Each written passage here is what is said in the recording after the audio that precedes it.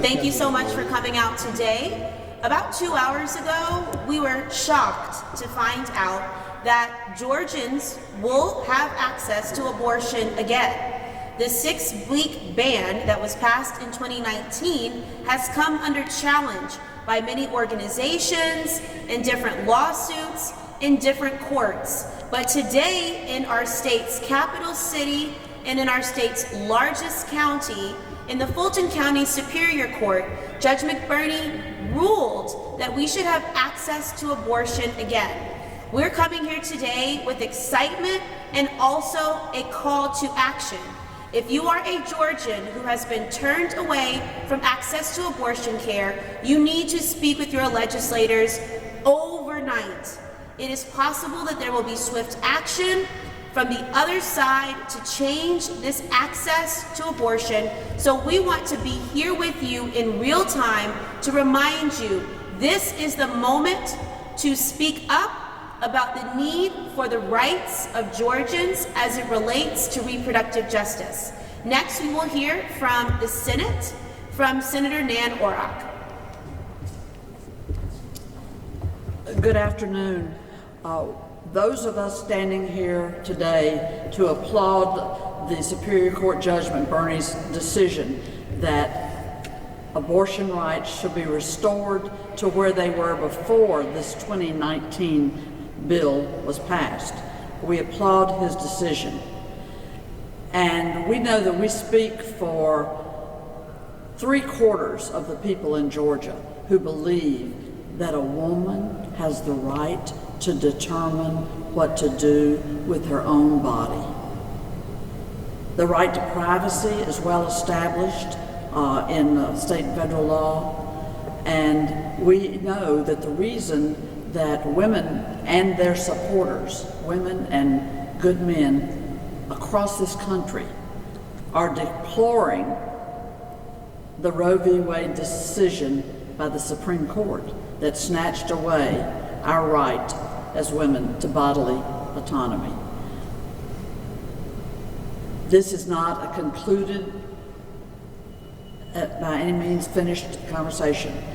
There was an OBGYN who has worked in this state for years who can talk about the complexity of pregnancy and the decisions about the health of the mother that are complex, that should be left up to doctors and to the decisions of the patient seeking help through a pregnancy or the determination that a pregnancy is going to be terminated. Across this country, we're seeing state after state reverse that awful Roe versus Wade stripping of our rights that we saw our Supreme Court do. We look forward to this conversation going forward and to standing up for the rights of people to determine their outcomes of their pregnancies in a complexity of conditions and situations, consulting with their doctors and their families, keeping the lawmakers out of the bedroom and out of the doctor's office and out of the surgical suites. Thank you.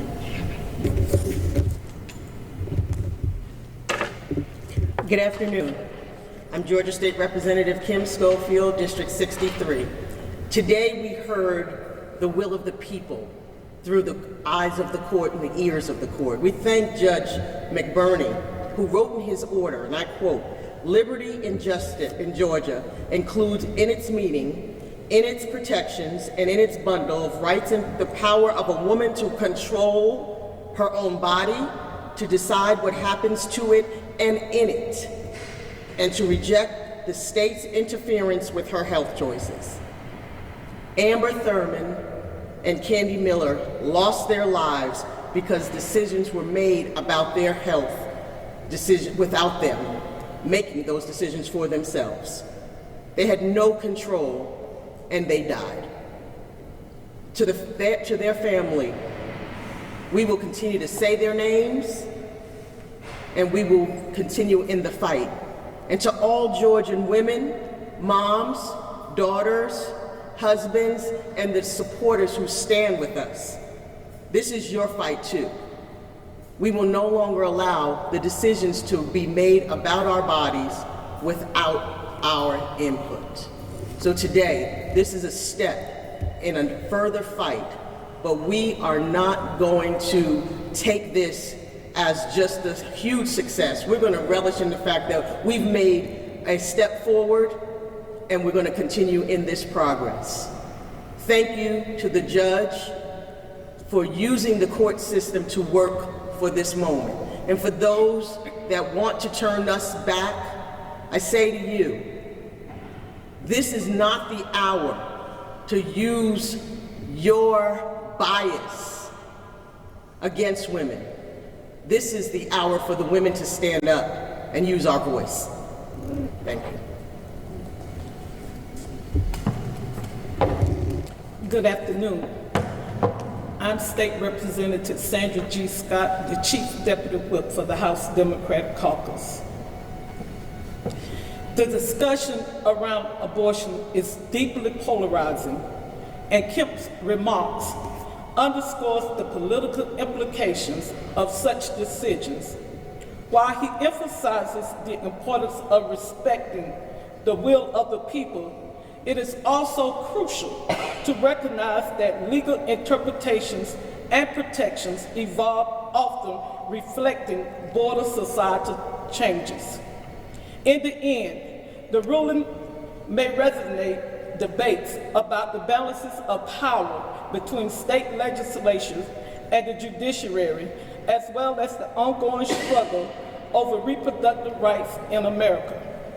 The conversation will likely continue as both sides seek to advocate for their positions in a deeply divided landscape. I would just like to say that thank you to the judge for making these decisions today. And I would like to say to Governor Kemp and the Republican Party, keep your hands off our body. Stay out of our bedrooms and stay out of our doctor's office. Keep your hands off our body. Keep your hands out of our doctor's office. Let we, the women, make our own choice. Thank you. Representative Derrick Jackson. Good afternoon, State Representative Derrick Jackson. Let's go back to how we got here.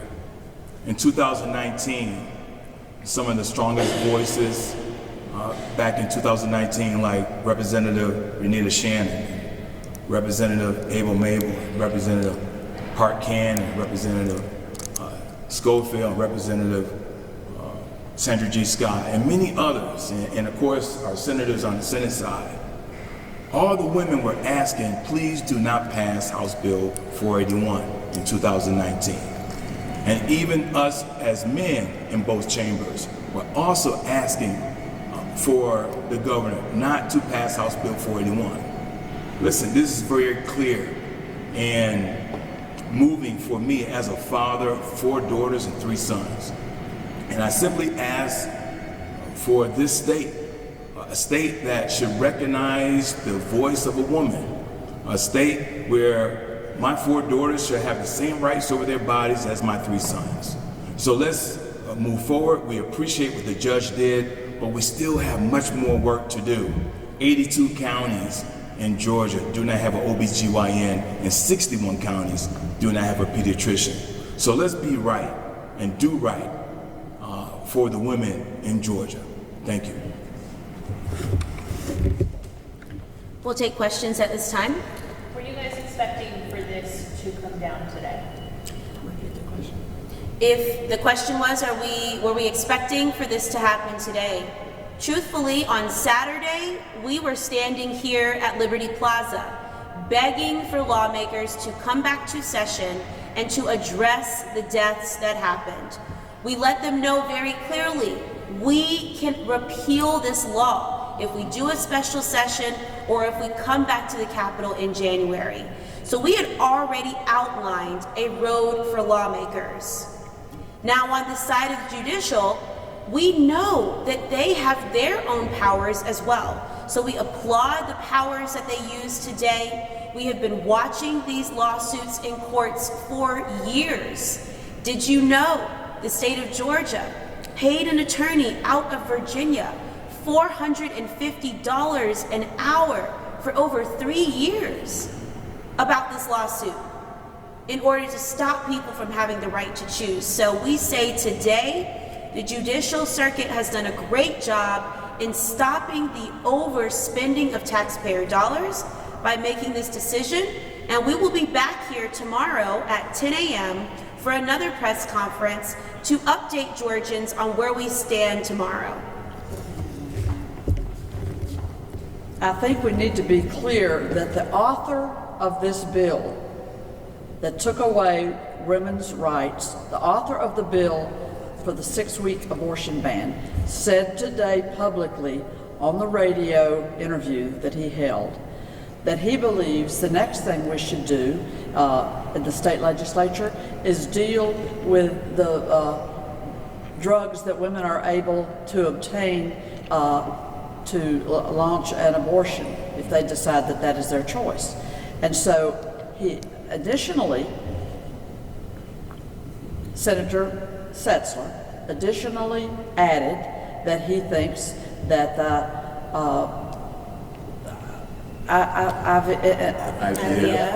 IVF, Senator Setzler today clearly said that he believes that we need to look closely at IVF and whether that should continue to be provided as an option for families seeking to have children. So stay tuned, because the battle will be joined when this legislature convenes right here under the Gold Dome in January. They're going to continue to try to push their outrageous right-wing agenda to strip women of their rights. We're not going back. Can you talk about what the ruling being overturned means for women in the state now? If I'm a woman who currently wants to go and get an abortion, or if I'm a doctor who wants to help my patients, are they allowed to do that now? There is a virtual press conference taking place right now as we speak with the ACLU and Sister Song, the plaintiff on this case. So we will look to them as they advise us on the legalities, specifically on how we understand that now we are in a different place nationally. So we're looking forward to that information, but we do know that the organizations that provide access to abortion care have been safely doing so up to 6 weeks, and they are more than capable to go back to 22 weeks. We trust them to do their jobs. We are excited that the students who have been learning to provide reproductive care will actually get to do the work that they want to do, and we are mostly overjoyed that for folks who are experiencing pregnancy right now, they have a glimmer of hope to make their own choice. We know that this is likely going to be challenged again. Where do we go from there, and is there a compromise that you guys would like to see reached moving forward? If so, what is it? We have always wanted them to repeal this law. It only passed by 1 vote, and many of those members are not currently serving. So we need to make sure when we come back to legislative session that we have the doctors and the families here. We need Georgians to come back to the Capitol and to speak their stories. So please get ready. We will be back here in the morning at 10 a.m. with more answers on how this unfolds in the courts.